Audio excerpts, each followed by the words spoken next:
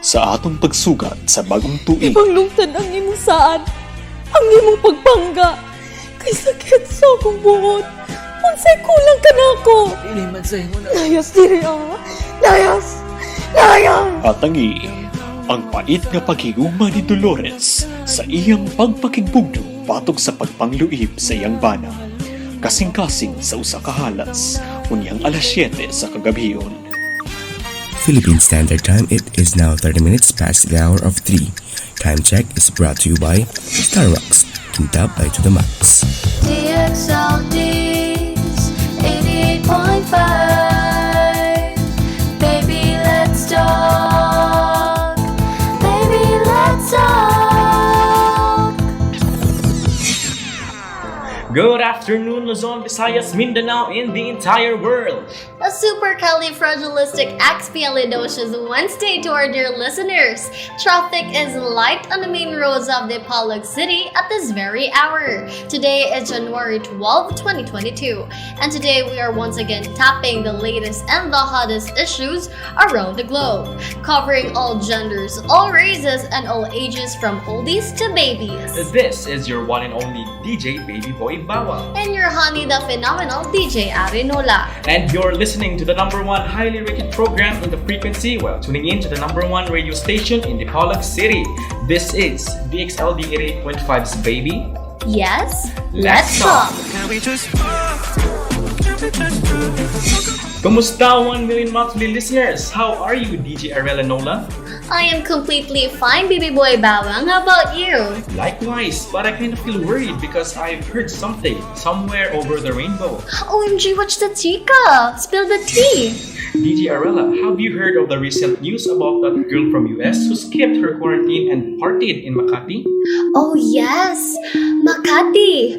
Makati ang kanyang feed. She could have just finished her quarantine first before partying, right, baby boy? Oh yes, that way NCR in some parts of Luzon could have been saved from the Omicron variant. Yesterday, today, and tomorrow, it's so sad that they are now being raised to alert level 3 and starting to experience a tight community quarantine again. Oh yes, the dark era of ECQ, GCQ, MECQ, MECQ Pro, MECQ Pro Max, and etc. etc. That leads to our guests for today.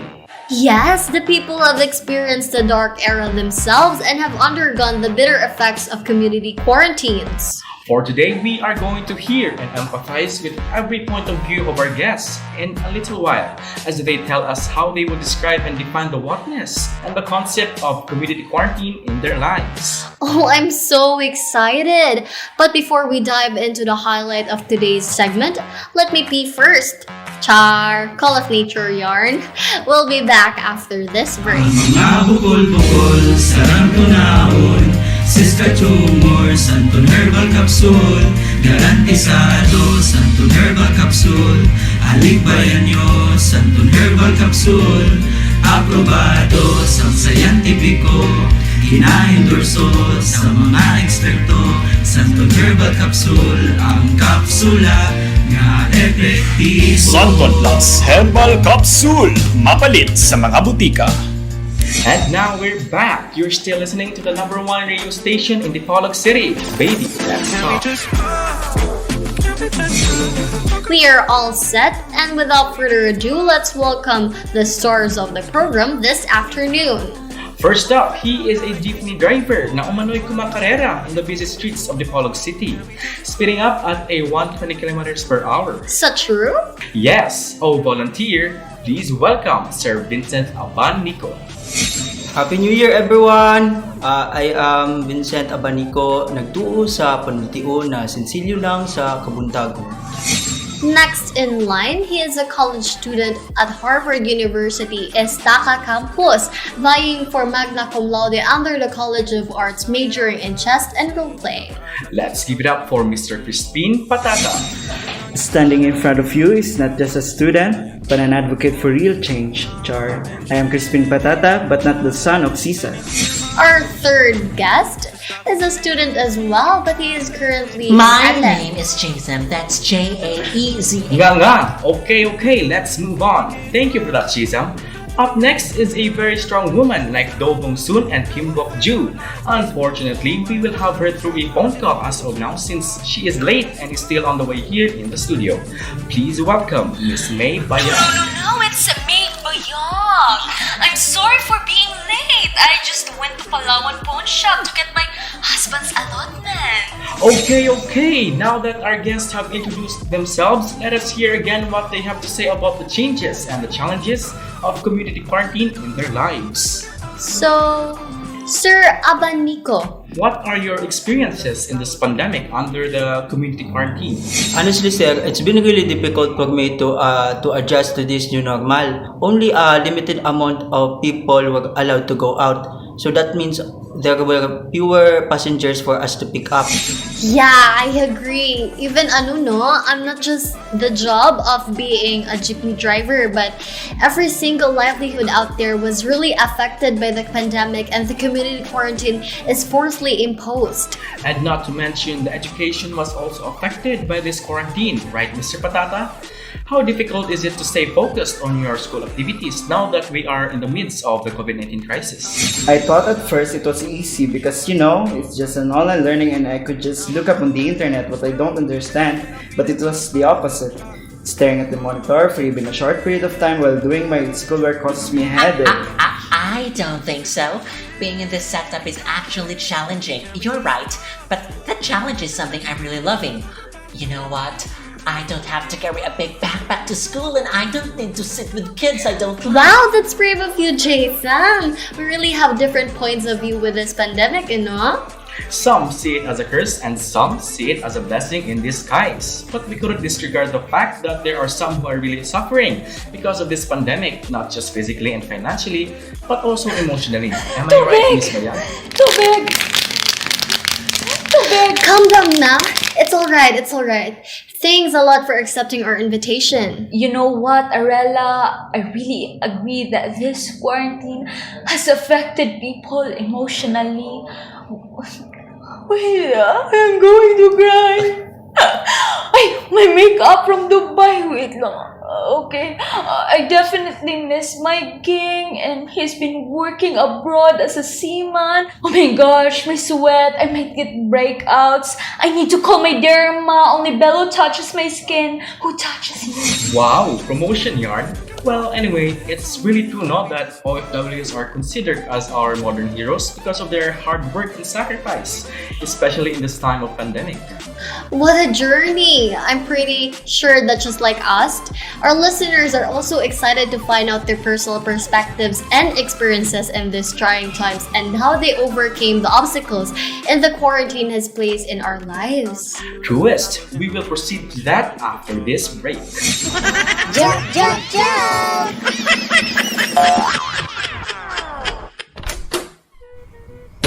Tay, naanak ko. Oh, Josephine, ano man sa kagikan? Awa tay, gitagaan ko kwarta ni Uncle sa Pikas Balay. Igo ra daw mo sakas bayabas, mubura kayo. Naunsa. Kitoyo, to niya aron makita sa simong pante, tanawa ra gud. Ay, kabalaka tay, bright imong anak. Akong gihubo daan.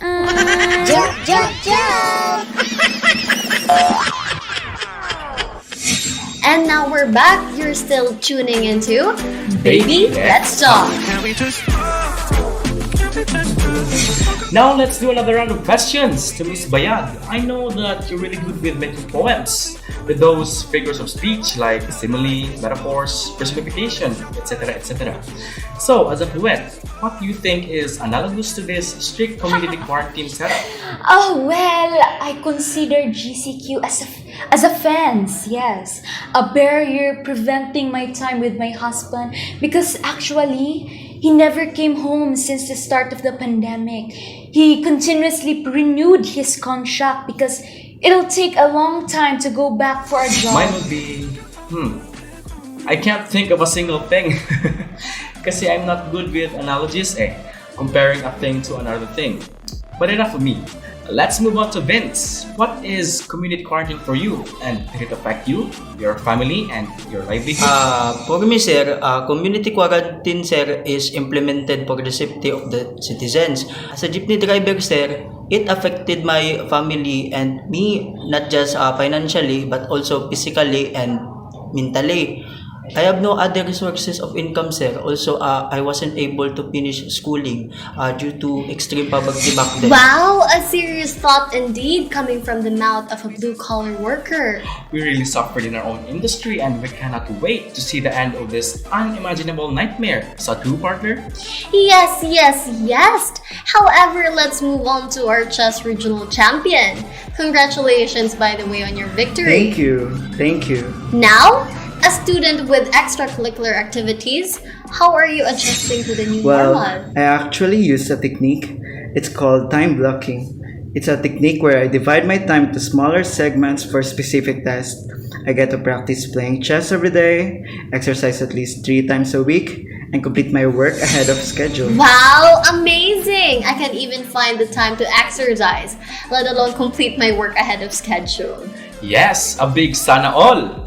Next, let's give the spotlight to Jason. How would a young innocent child see this quarantine in his own little perspective? No offense, Kuya Crispin, but I also exercise and I already had a spotlight ever since I was born. As a young kid, I am thankful that I have not experienced yet the hardships of working just to earn and feed myself. That is why COVID-19 for me is a wake-up call, telling me to study hard to reciprocate the hard work of my parents. Wow! So much maturity for a young kid.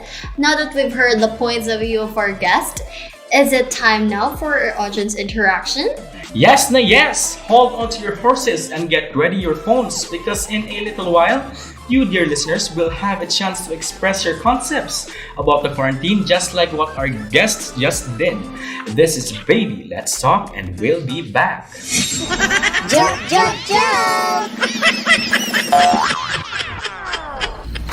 My only sweetheart, my mush, unsa gani mo horoscope? Unsa gani ng horoscope, Mosh? Kuan mush ba kanang kapalaran kana mo'y horoscope? Pagya sa kuha, Cancer, mauna na siya akong kapalaran. Mao din ang horoscope, Mosh. Cancer day imo, ah? Ako abya kay Almoranos. Jump, jump, jump! Pray to thee our God this Tay, day. akin naman ka. Wala na tayo handa para sa haya ni Uncle. Nawala ang mga pagkaon. Ang pami, ang uban, ang chicken cordon. One chicken cordon. 1, 2, 3, 4, 8? Dili ba dapat apil na sa atong funeral package, nak? Wala, tay. Na, mauna na akong gidamgo. Anak paligid ko nga sa happy funeral sa lang ta. Aduna salay package, labot na ang venue. Ang catering, aduna pagilungon nga color vermilion o chartreuse. Ang cruise, glow in the dark. Mahappy ko na mga bisita tayo. Apil si Uncle. Tinuod yun anak. Excited na gali ko mo abil sa happy funerals. Kaysa happy funerals, masaya mamatay. Happy funerals. Your hoo-hoo is our ha-ha. And we are back! Finally, this is the moment you've all been waiting for. To all our listeners out there who's willing to express their views with us here in Dxld 88.5, Baby Let's Talk. Are your fingers ready? Call us at 0916-443-9430. I repeat, 0. And looks like we have our first caller. Hello? Hi, what's your name? I'm Maya. Maya, Maya Khalifa. Roar, single? Ready to mingle! Wow! Confident? Taga saan? India lang sa tabi-tabi. Wow, you're funny, huh? How old are you? I'm 17. Wow, a member of the Generation Z. Okay, let's proceed. Maya Khalifa, since you are a teenager, I'm pretty sure that you are updated with what's going on because of social media. Are you familiar with Gwyneth Chua? Oh, that of course. Oops, language. Anyway, what can you say about the issue? GCQ. It stands for General Community Quarantine. It is a safety protocol that minimizes the spread of diseases. It has Q right there in the name, which stands for quarantine from the Latin quadraginta, meaning 40 days of isolation. Our quarantine days here in the Philippines are not even that long, yet this Gwyneth Chua, Skip, partied, and oh plot twist, carried the Omicron variant. Thanks talaga girl, wish you all the best with the internet. Hashtag deserve, hashtag suffer the consequences, hashtag poblacion girl, hashtag Hail Mary of Omicron. I'm speechless. You are truly a teenager. I love the energy. Thank you. Great! Now, before I let you go, will you tell us what is the number one radio station in Dipolog City? Wala nang iba, Dxld 88.5 Elite FM. Grabe DJ Arela, no? COVID-19 really changed a lot in our lives. So true! I wish everyone is educated of how dangerous the virus is. Correct Kong. Speaking of, last but not the least, now moving on to our last guest for today's occasion to give us tips on how to avoid getting infected by this virus. Please welcome Ms. Covita Duque, a public health worker in the Department of Health handling this challenging crisis as of date. Well, as an infinite number of patients are getting admitted due to not following the safety protocols, please always follow the rules because that is the only way we can all be safe. This pandemic is not a joke and we are doing the best we can to help those in need. But you also need to do your part. Don't be like that irresponsible person who skipped quarantine just because she didn't want to spend her Christmas alone and infected a lot of people with the Omicron variant. I, myself, am really scared of the virus. That's why I'm really serious when it comes to educating everyone to follow the rules. Stay safe and get vaccinated. Yes, straight to the point. So, to our dear listeners, please take note of Ms. Covita's advice. To be safe, always follow the rules so that we can end this crisis and don't be irresponsible like Miss Gwyneth Chua. What a day! It's now time to say our goodbyes for today's Chika Chikahan here in DXLD 88.5. Baby, let's talk! Yes, yes, yes! And we would like to thank our shining, shimmering, splendid guests for exerting their time for us. Also to Mr. Marvin Agustin for the finally newly improved Cochinillo. Yes, also I want to thank my friend for the H&M, Bershka, Nike, and Ukay. Once again, this is your one and only DJ Baby Boy Bawang. And your honey, the phenomenal DJ Arinula. Believing a saying from the mouth of late Senator Miriam Defensor Santiago, aanin ba natin ang April Fool's Day kung niloloko ka naman day by day? This is DXLD 88.5. Baby, let's talk! Baby, let's talk! It's a curse! Fire kills people and no one can tame it. But it will save us all! Look around you! Do you want to continue living life this cold and dark? You are being selfless! And you are being selfish! The Last Hope, a New York Times best-selling fantasy novel, now in cinemas.